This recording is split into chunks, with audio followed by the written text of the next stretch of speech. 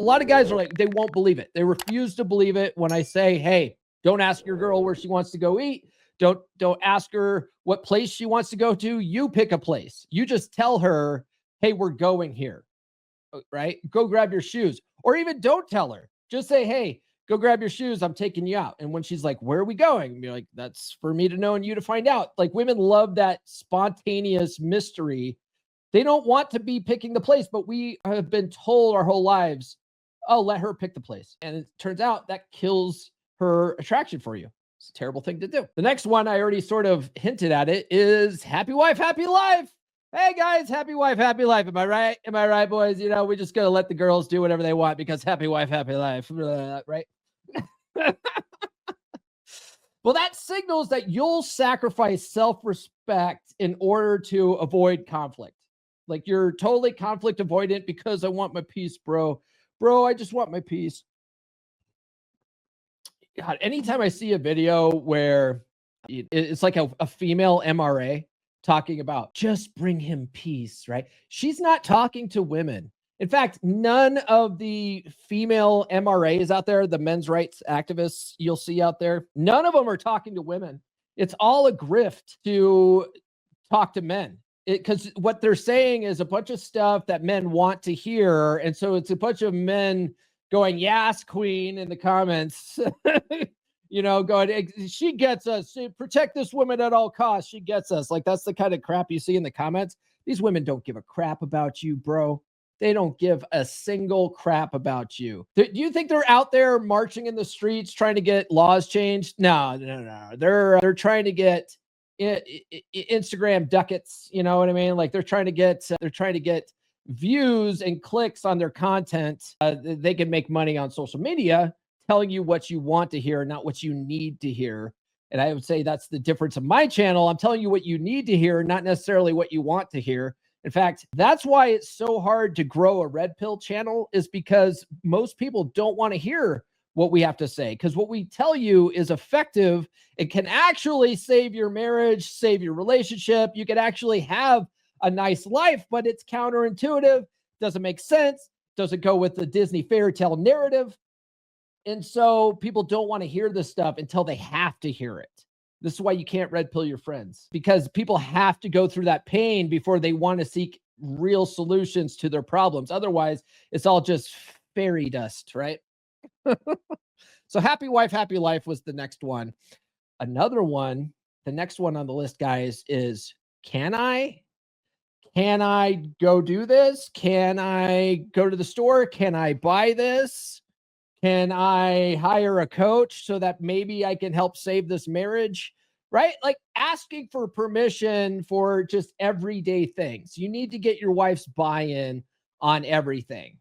Well, we have to because she's my partner. Okay. We're equal partners. I need to get her buy-in on stuff. Does she get your buy-in when she went and spend all that money on like Louboutin and all that kind of crap? Or did she come back and tell you how she got it on sale, right? She doesn't want to tell you how much she spent on it. She tells you how much she saved. She ain't asking you for crap. Why? Because she's running the relationship and you're letting her, okay? You don't need her permission, especially if you're the major breadwinner, bro. Like, if you're the guy that's bringing in all the money and she doesn't do anything and she just runs the household, but you're the guy that has abdicated your position as the leader of the relationship. And so you're like, here, honey, here's all the money. I'm making all this money. You manage the finances. And then all this money that comes in, she hands you an allowance, and then she does whatever she wants with it. Like, that's one of the major things that guys do. And then they don't understand. They're completely blindsided when a divorce happens because she has all access to the finances and she starts socking money away and starts preparing her exit. And you have no idea because you're not watching the money, right? Like, this is a big problem that guys have. And so you're asking for permission to do everything. Can I do this? Can I do that? Instead of just doing whatever you're going to do or telling her, hey, I'm doing this.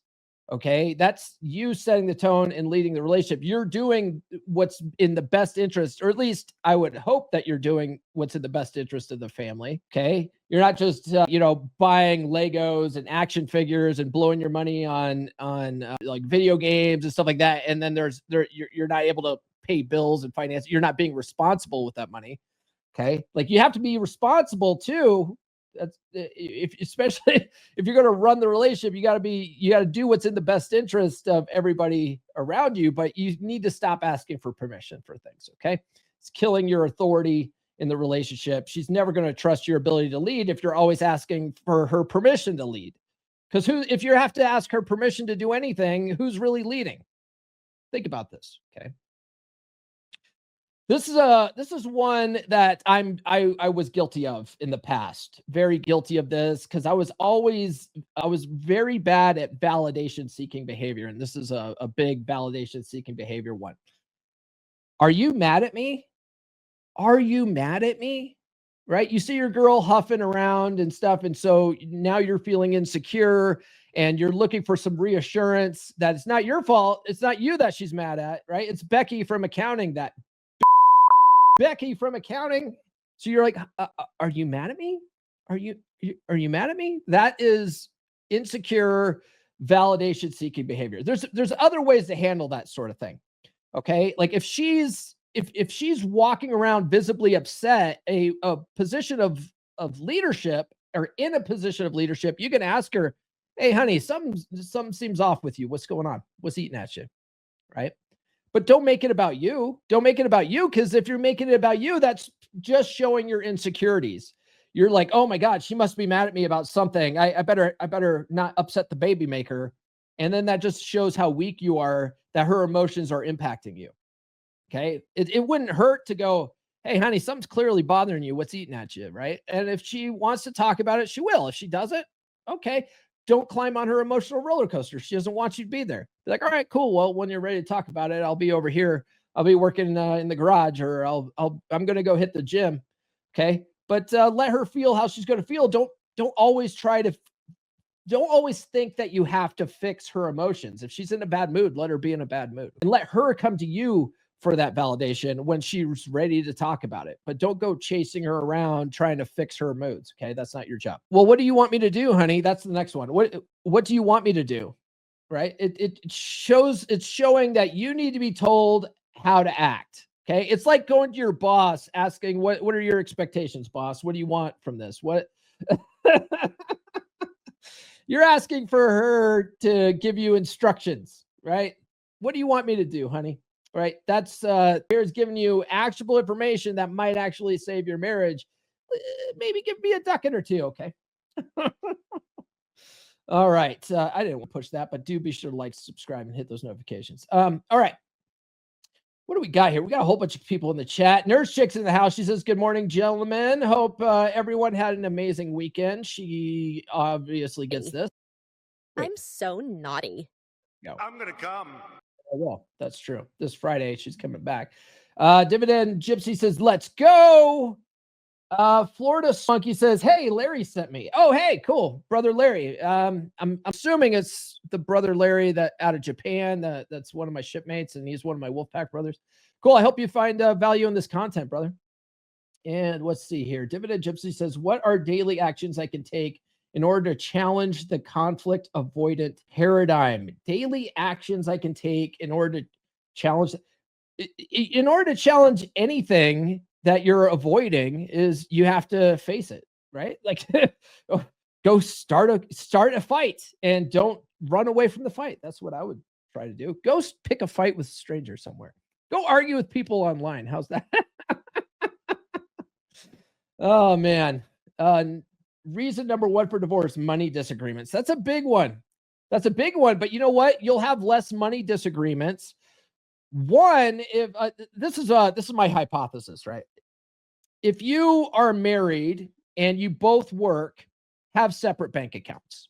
Would be my number one recommendation to avoid any kind of money disagreements if you're both working, right? You both have your money accounts, and then you both have you have a shared account for for expenses, bills, rent, and mortgages and electrical bills and stuff like that.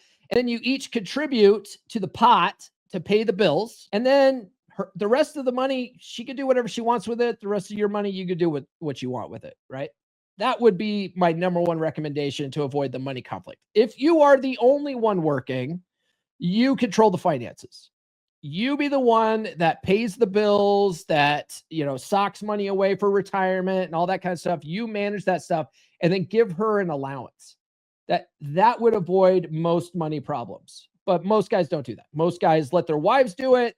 The wives are nervous, neurotic messes when it comes to money. They're blowing their money on whatever feels good for them, and then they're not letting you blow any kind of money that's not good for the family, right? Like women are terrible about that kind of stuff, right?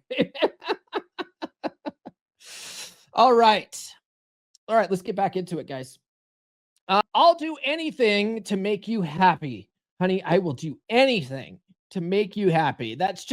You're just acting desperate now at that point. I don't know if I've ever said those exact words, but I have said, I just want you to be happy. Like, have you said that? Or have you said, I'll do anything to make you happy? What do you want? I'll do anything to make you happy. What, have you ever done that? Maybe in an argument? But that's just pure desperation. That's just, putting her on a pedestal, and that just basically gives her permission to manipulate the shit out of you, right? This one is one that I was really bad with for a long time. This next one, and I got some of these, being vulnerable with you guys here right now. Some of these I'm ashamed to admit, but I want you guys to know that I don't think I'm better than any of you. Okay, I've just probably been studying this stuff more than some of you, right? So I do like to share my past failures and all that kind of stuff so that you guys understand that I've been where you've been. Okay, but I used to always have to get reassurance of this. I would always ask, "Do you still love me?" or "Do you love me? Do I make you happy?" Those types of things. That really frames you as unsure and needy, and it's validation seeking behavior. Any kind of needy validation seeking behavior is very weak, and women don't like it. Women don't like it. They might not say it out loud, but there's something that clicks in their head like, ugh, I don't like that he just asked me that. Do you still love me is one of those. Are you happy that, those types of things where you're trying to get reassurance that you're doing everything right. Like, she's happy. Like, if she's enthusiastically banging your brains out, bro, like, you don't have to ask questions like that. If she's an octopus to the face, if she sits next to you on the couch and has to put her legs over you and has to be close to you all the time, you don't have to ask questions like that. You can just pay attention. Just watch what she does. It's the same thing that we say when you're out dating, right? Don't listen to what women say, just watch what they do. If she's showing all sorts of affection, if she's doing all these nice things for you, she loves you, okay? You don't have to constantly get that reassurance. New episodes every Monday, Wednesday, and Friday. Subscribe now.